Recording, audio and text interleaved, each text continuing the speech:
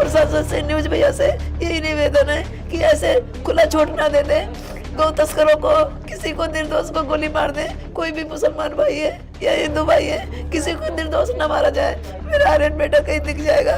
कभी मेरा दिमाग नहीं काम करता तो हम कहीं चल देते हैं नंगे पैर ढूंढने के लिए। मुझे लगता है मेरा बेटा अभी जूते पहन के आ रहा है, अभी मेरा बेटा आ रहा है। मम्मी क्या सब्जी है, क्या खाना है मम्मी? हर खाने में, हर चीज में हमें आर्यन याद आ रहा है। कि लगेगी आग तो आएंगे सब घर जद में, यहाँ पर हमारा मकान थोड़ी है। ये लोगों को, ये जो सो कॉल्ड गाय रक्षक हैं, ये राक्षस हैं, इनको हरियाणा की सरकार ओपन छूट दे चुकी है, इनको रोक ही नहीं लगा रही। लगेगी आग तो आएंगे घर कई जद में, इस मोहल्ले में सिर्फ हमारा ही मकान थोड़ी है। दोस्तों अस्सलाम वालेकुम वरहमतुल्लाहि वबरकातुहू। उम्मीद है आप खैरियत से होंगे। अल्लाह रब्बुल इज़्ज़त हमें और आपको अपने हिफ्ज़ व अमान में रखे, आमीन या रब्बुल आलमीन। दोस्तों अभी आपने शुरुआत में एक वीडियो देखा, उस वीडियो में एक माँ बहुत ही बिलक बिलक के रो रही है। उसके रोने का क्या कारण है, क्या रीज़न है, आखिर वो क्यों रो रही है इस तरीके से? असल में दोस्तों गौरक्षा के नाम पर एक आर्यन नाम के लड़के को गोली मार दी गई। आखिर वो बच्चा अपनी जान से चला गया। अब क्या रहा उसके परिवार के आगे? सिर्फ़ और सिर्फ इंतज़ार कि मेरा बच्चा अब आता होगा, अब आता होगा और अब आता होगा। दोस्तों बड़े ही अफसोस की बात है, गौरक्षा के नाम पर किसी को भी मार देते हैं। ये कहाँ का इंसाफ है, ये कहाँ का कानून है? अभी तक तो ये चीज़ें सिर्फ मुसलमानों के साथ हो रही थी, लेकिन अब ये जहर इस हद तक फैल चुका है कि उनको न हिंदू नज़र आता है, न मुसलमान नज़र आता है, न सिख नज़र आता है, न ईसाई नज़र आता है। यही वजह है कि हरियाणा में उस नौजवान को गौरक्षा के नाम पर गोली मार दी गई। क्या कसूर था उसका? आपको सिर्फ शक था, इस वजह से आपने गोली मार दी? दोस्तों हमने शुरू में आपको उसकी माँ की वीडियो दिखाई कि वो किस तरह से बिलक बिलक कर रो रही है। हम इसी वीडियो में आपको उसके बाप का दर्द भी दिखाएंगे कि उसका बाप किस तरह से जो है सरकार से इंसाफ मांग रहा है। और जिन लोगों ने उस बच्चे की हत्या की, जिन लोगों ने उसको गोली मारी, उन लोगों का क्या कहना है, क्या बयान है पता है आपको? वो ये कहते हैं कि हमने उस बच्चे को मुसलमान समझ के मार दिया, हम माफ़ी चाहते हैं। सरकार को इन अपराधियों को ऐसी सज़ा देनी चाहिए कि ये इबरत बन सके लोगों के लिए। जो लोग मुसलमानों से जलन रखते हैं, हसद रखते हैं, पता नहीं मुसलमानों ने उनके साथ ऐसा क्या कर दिया है कि मुसलमान जो है ना उनकी आंखों में एक पल भी नहीं भाता। मुझे इस बात पर एक शेर याद आता है, लगेगी आग तो आएंगे घर कई जद में, इस मोहल्ले में सिर्फ हमारा ही मकान थोड़ी है।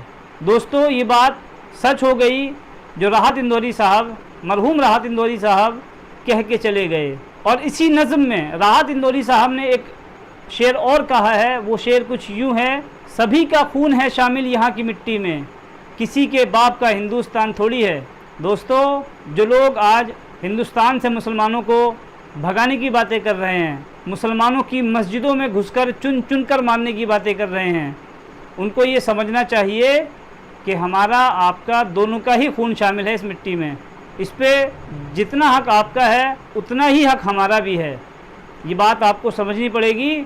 और ये जो हिंदू मुस्लिम की राजनीति खेली जा रही है इस देश में, इस देश के तमाम लोगों को ये सोचना होगा कि आज एक फरीदाबाद के माँ बाप का बच्चा गया है, कहीं ऐसा ना हो ये आग हमारे और आपके घरों में फैल जाए। दोस्तों आइए सबसे पहले हम ये वीडियो देख लेते हैं कि उसका बाप जो है किस तरह से गिड़गिड़ा कर सरकार से इंसाफ मांगने की कोशिश कर रहा है। आइए देखते हैं ये वीडियो। घरवाली 6,000 रुपये महीने नौकरी करती है। आप मौके पे देख लीजिए, उसका यहाँ से यहाँ तक दहना पूरा प्लेट पड़ा हुआ है। वो हाथ से परेशानी, एक रोटी नहीं बेल पाती। वो लड़का मेरा बर्तन धो लेता था, रोटी भी बना लेता था। किस मुसीबत पे झेल रहा हूँ। हमारा पेट देखिए, 10 दिन हो गया खाना तक नहीं खा रहे हैं। एक आलू खा के कर रहे हैं गुजारा। क्यों? भूख लगती नहीं है। और हमारी घरवाली खाल देख लो क्या हो रखा है। हमें तो यही दिल कर रहा है कि आपस में सब आत्महत्या कर लें, और कोई चारा नहीं है जो न्याय ना मिला मेरे को। धमकी दे रहे हैं, रात के 12 बजे आते हैं, कभी 1 बजे आते हैं। हम मजबूर हैं। आज मेरा बेटा गया है, मेरा घर सूना हुआ है, कल को और किसी बेटे के साथ ना हो। दोस्तों आपने देखा कि ये जो बाप है ये कितना मजबूर हो चुका है। इतना कुछ होने के बाद भी, नौजवान बेटा इस दुनिया से जाने के बाद भी उसको धमकियाँ मिल रही हैं। दोस्तों ऐसा नहीं है कि ये पहला केस है, ऐसे न जाने कितने ही केस हिंदुस्तान में हो चुके हैं जिनमें अभी तक मुकम्मल तौर पर इंसाफ नहीं मिला। 2014 से अब तक न जाने कितनी मॉब लिंचिंग हुई हैं। मैं आपको मोटे मोटे नाम बताऊं तो ये नाम हैं। अखलाक अहमद, 2015 में अखलाक की मौत हुई। उसको एक भीड़ ने ये कह के मार दिया कि वो गौ मांस की तस्करी कर रहा था। दूसरा नाम है पहलू खान, 2017 में राजस्थान के अंदर पहलू खान को ये कह के मार दिया गया कि ये दूध की डेयरी के साथ साथ गौ की तस्करी कर रहा है। उसको भी एक भीड़ ने तड़पा कर मार दिया। उसमें भी अभी तक कोई इंसाफ नहीं मिला। दोस्तों, ये तीसरा केस भी 2017 का है जो झारखंड में हुआ। झारखंड में एक अलीमुद्दीन अंसारी नाम के शख्स को ये कह के मार दिया कि ये गौ तस्करी कर रहा था, जबकि वो लाइसेंसी कसाई था। दोस्तों, मैं आपको बताऊं, एक चौथा केस हुआ हरियाणा के अंदर उसी 2017 में। एक जुनेर खान नाम के शख्स को मार दिया गया चाकू घोंप कर, ये कहकर कि ये हिंदुओं को गाली बक रहा था। दोस्तों, 2019 में एक वीडियो आग की तरह वायरल हुई। आपने भी वो वीडियो देखा होगा। यकीनन आपके दिल में जो है ना बेहद दर्द हुआ होगा उस वीडियो को देखकर।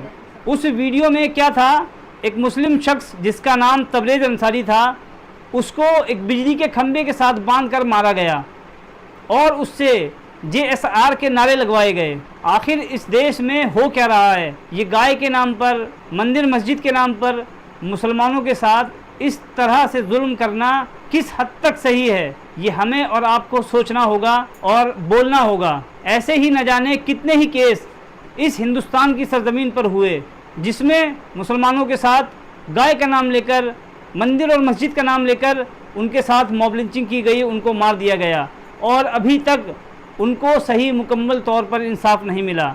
और वही चीज़ें सामने हमारे इस केस में भी आ रही हैं। जो एक आर्यन नाम के लड़के को फरीदाबाद में मारा है, उस केस में भी अभी तक कोई इंसाफ नाम की चीज़ हमें नज़र आ नहीं रही।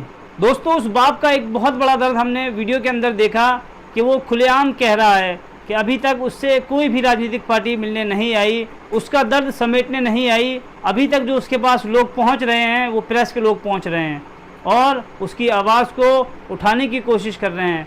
हमारा भी यही मकसद है, इस केस को हिंदू और मुसलमान के नज़रिए से ना देखा जाए, इसको इंसान के नज़रिए से देखा जाए। और इसी पे मैं आपको एक वीडियो शेयर करता हूँ AIMIM के नेता जनाब असदुद्दीन ओवैसी साहब की।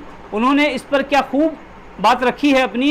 एक बार आप वो वीडियो देख लीजिए, उसके बाद हम आपसे इस पे बात करेंगे। हरियाणा के फरीदाबाद में एक इंसिडेंट हुआ जहाँ पर 19 साल की लड़की की मौत मार दिया गया कैटल स्मगलर के बाद में पता चला।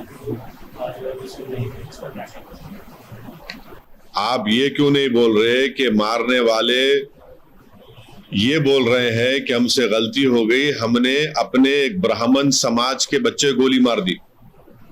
या पूरा बोलो ना, क्यों आपको डर क्यों हो रहा आपको? ये इसीलिए किसी शायर ने बड़ा सही कहा था कि लगेगी आग तो आएंगे सब घर जद में, यहां पर हमारा मकान थोड़ी है। अब अफसोस की बात यह है कि उन जालिमों को एक मासूम बच्चे की जान लेने के बाद कह रहे हैं कि हमारे से गलती हो गई, हम एक ब्राह्मण को गोली मार दिए। अरे तुम एक इंसान को मार रहे भाई, उन्हें ब्राह्मण हो, हिंदू हो, मुसलमान हो, उन्हें इंसान है। ये लोगों को, ये जो सो कॉल्ड गाय रक्षक हैं, ये राक्षस हैं। इनको हरियाणा की सरकार ओपन छूट दे चुकी है, इनको रोक ही नहीं लगा रही। इनके पास वो बंदूक कैसी आई? अगर आर्म लाइसेंस दिया तो किसने दिया उनको आर्म लाइसेंस? वेपन कैसा है उनके पास ये? और कैसा वो किसी को रैंडमली कैसा रोक रहे हो? लोग रोड पे रोक रहे हो, बच्चा नहीं रोका, निकल गया, गोली चला दी ऊपर उसके ऊपर। एक माँ अपने एक भाई अपने घर में एक बच्चा की मौत हो गई, चाहे वो किसी मजहब का हो। तो ये हरियाणा सरकार जो है इस तरह के राक्षसों को प्रमोट कर रही है, इनको वेपन्स दे रही है और उनको रोड पे खड़ा कर रही है। क्या पुलिस क्या अपनी ड्यूटीज क्या पुलिस हरियाणा की इनको दे चुकी है क्या? 2 बच्चों का जो जिंदा जला दिया गया था राजस्थान के, उसके बावजूद भी वो लोग इन तमाम विजिलेंटीज को कानून अपने हाथ में ले दिया और जाने चली आ रही है लोगों की। दोस्तों, आपने ये वीडियो देखा जनाब असदुद्दीन ओवैसी साहब का। वो अपनी बात खुलकर रख रहे हैं कि एक इंसान का कत्ल हुआ है। यहाँ पे ना हिंदू ना मुसलमान का कत्ल हुआ है, यहाँ पे एक इंसान का कत्ल हुआ है। और यही चीज़ें जब किसी मुसलमान का कत्ल होता है वहाँ भी हमें और आपको सोचनी चाहिए। जब कोई मुसलमान मरता है तो आप ये ना सोचें कि मुसलमान मरा है, आप ये सोचें कि वो हिंदुस्तानी मरा है। और मुझे इस पे एक बात याद आई, सरकार दो आलम सल्लल्लाहु अलैहि वसल्लम की हदीस शरीफ है कि जब कोई एक इंसान मरता है तो पूरी इंसानियत मरती है। जब कोई इंसान किसी को बचाता है तो पूरी इंसानियत को बचाता है। दोस्तों, हमारा मैसेज आम कीजिए। हमारी वीडियो पसंद आई हो तो वीडियो को लाइक कीजिए, शेयर कीजिए, ताकि ये एक अच्छी वीडियो, अच्छा पैगाम और लोगों तक पहुंच सके। अगर आप यहां तक पहुंच चुके हैं तो हमें सब्सक्राइब करके हमारा सपोर्ट करें। मिलते हैं आपसे किसी और वीडियो में, तब तक के लिए अल्लाह हाफिज़।